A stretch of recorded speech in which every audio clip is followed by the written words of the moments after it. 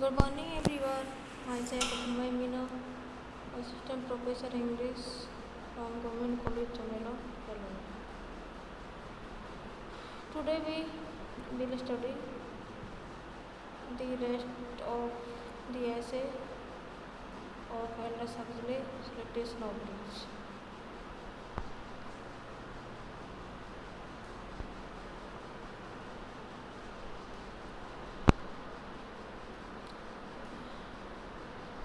We want to know about Aldous Huxley before reading this essay.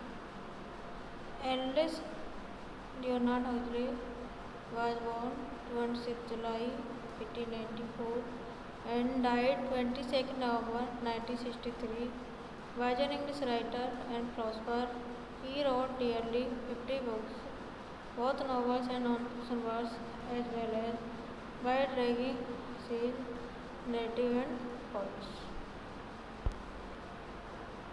See the biodata of Huxley.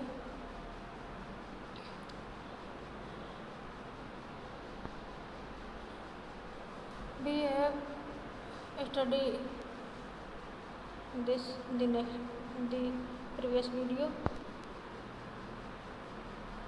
Resting place Crompton, Surrey, England. Occupation writer, philosopher. Education Eton College, Emma Middle College, Oxford. Notable works: Brave New World, Iceland, Point Counterpoint, The Tools of Perception, The Perennial Philosophy, The Devils of London. Undergraduate degree in English literature. Early in his career, he published short stories and poetry, edited the literary magazine Oxford Poetry.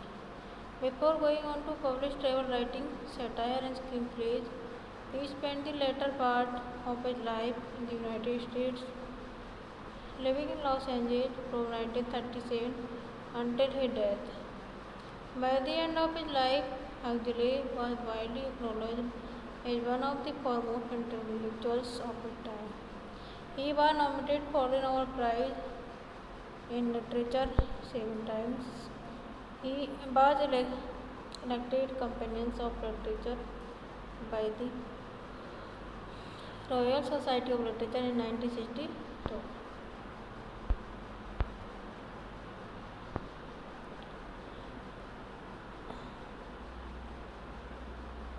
Now let's see the rest essay.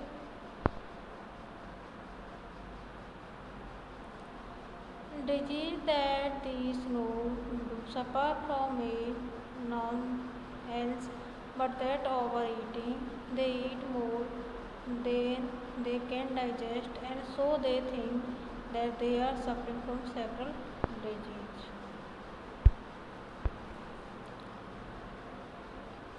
There are fashions in snowbridge also.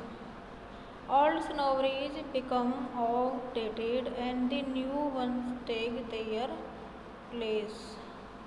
Earlier people used to be snobbish about their families, but now family snobbery is on the decline. New culture snobbery is on the increase through it is restricted by low class people. The latest in our times is the brood snobbery, and most young men and women, also from 15 to 70, are seen drunk in at least private parties. France has been famous for its fine wines and its fine tastes, but such is the influence of these low class people that the taste of fine wine is being substituted for strong wines and cocktails.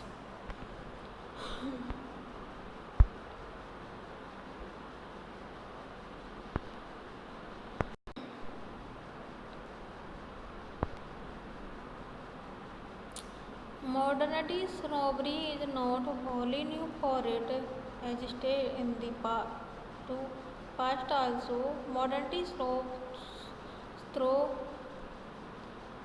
away old things and buy the latest that have been created and invented by machines. These snobs are the best friends of the modern industry producers. The producers produce the latest thing that do not last long. This modernity snobbery is fast increasing in our times.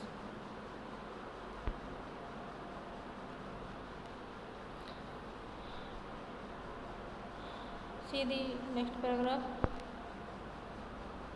Art snobbery is another. These art snobs are of two kinds, the Platonic and the unplatonic. The Platonic ones only appreciate and admire art without buying art objects, but the unplatonic art snob actually purchase art objects and for them.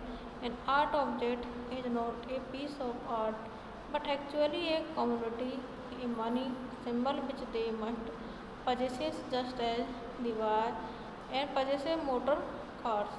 Some of these art snobs happen to be modernity snobs also. They claim to be the patrons of modern art. Without understanding anything about art, they just buy the paintings of modern painters.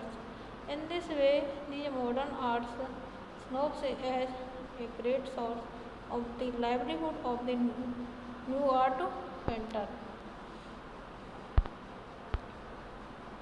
Next paragraph. As for the value of snowbirds, it all depends on the attitude of its practitioners. If they think that all activities are good, then all snowbirds are also good. But if they think that all activities are bad, then all snowbirds are not good. If they think that all the world is illusion, then all snowbirds are meaningless. All depends on our attitude and approval of what is good activity and what is bad. But most people take the middle position between these two extremes. Those who regard some snobbery as good activities, they will promote only those snobberies and they will advise all people to acquire those very snobberies which they think promote good activity. Is snobbery in